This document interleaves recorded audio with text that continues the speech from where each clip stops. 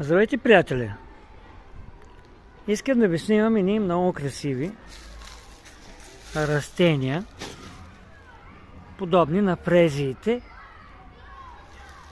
Декоративни растения, не се срещат в дивата природа, в горите и планините, и се продават и като цветя за букети. Тук ги снимам, защото ми е удобно и да ги фокусирам, пък и не съм намерил по-хубава градинка. Тази за сега е най-добрата с това растение. Подобни са на фрезиите, но са малко по-шарени и растат малко по-късно. Фрезиите растат през пролетта. Март, април, а сега вече в по-топлото расте това растение, което е декоративно и много красиво.